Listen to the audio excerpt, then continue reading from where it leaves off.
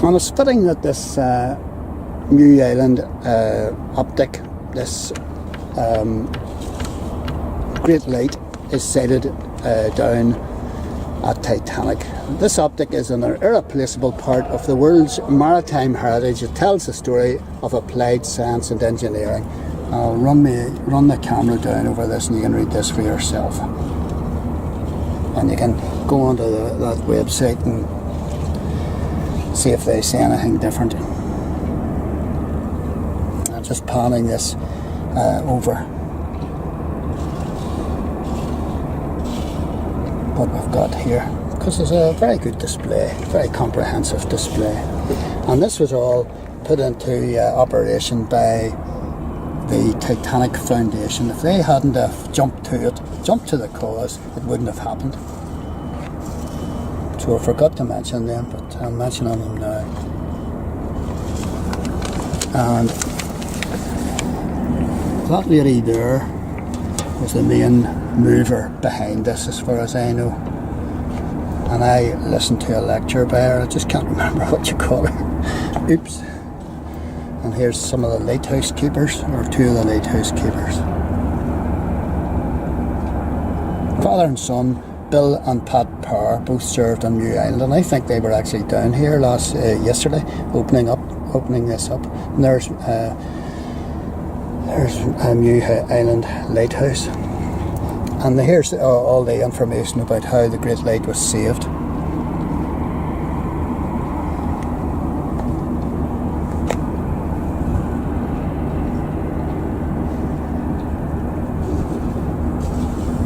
During the 16 weeks of work, the lantern was wrapped in scaffolding, the optic was dismantled, the parts were lowered down the tower successfully and created and stored on the island until a safe home could be found. I mean, this was no Mickey Mouse job here.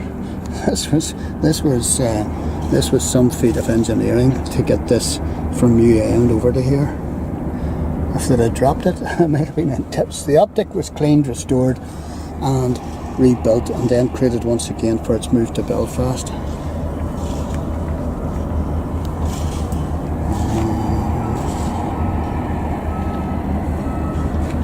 Here, this great light is preserved, telling the story of invention, innovation, and service to protect ships from our jagged and hazardous coastline.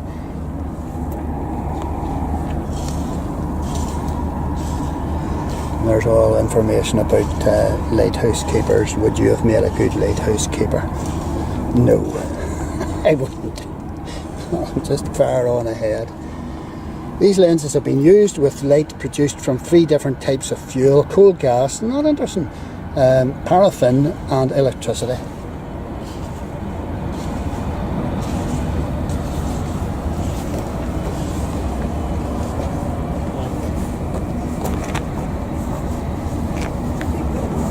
Yeah, that's an egg work from that. So that was the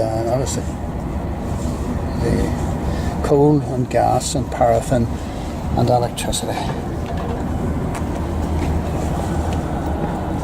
And that's the fuel timeline. That's interesting, that. And this is the journey from Tory Island to Mew Island.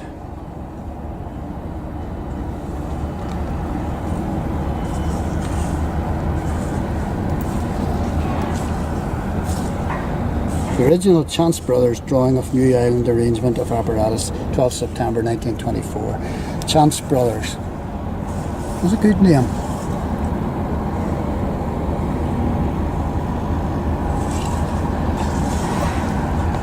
Work begins to fit the new optic in Mew Island. And that's all the details about that. And Tory and Mew Island lighthouses.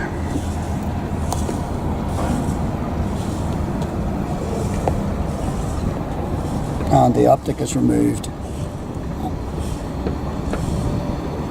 in 2014.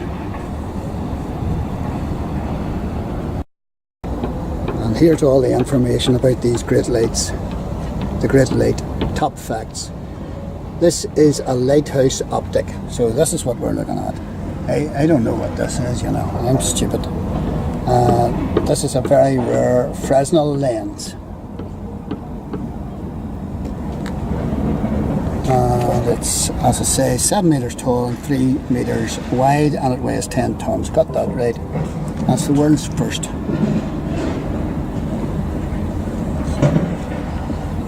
So this is basically saying what I've already said.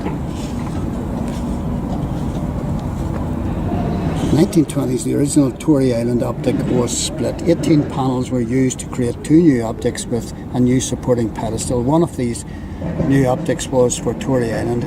This one was made for Mew Island and was first lit September 1928. And that's the different fuels and all the rest of it. And lighthousekeepers looked after it to 1996. Light was replaced by a powerful LED, taken off Mew Island and erected in 2017 on this site. These are the largest Fresnel lenses ever installed in a lighthouse. There's your man Fresnel there. And this is all the technical information that I don't understand. If you really want to know something about that, you need to come down and ask. There's St. Gobain Glass solved how to make the lenses commercially using iron moulds and high quality crown glass. They also made the moulded glass for these lenses.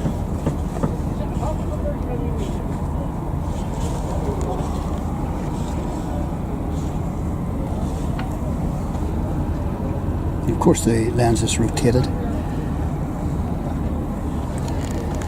So these lenses were part of the first and largest hyper-radial optic ever built. And they were used in lighthouses, and they're organised into different orders depending on their focal length.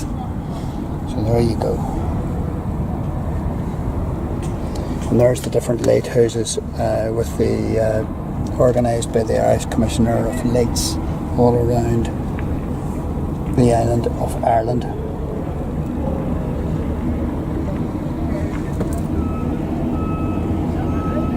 Including the ones I've been to at Rathlin West and Blackhead, and one at St. John. Well, I haven't been at St. John's Point one for a long time. And this is information about John Wigham.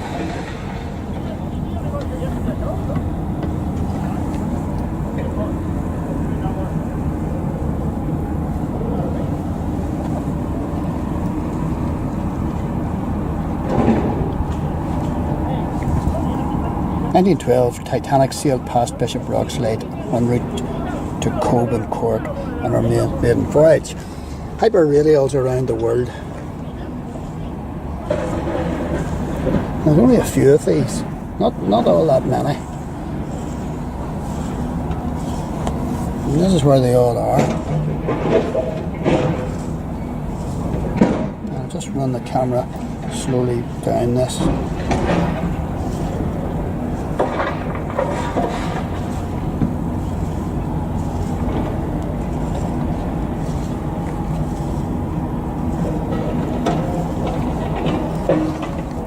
Lighthouses in England, Scotland and Northern Ireland and Ireland. Saving lives. So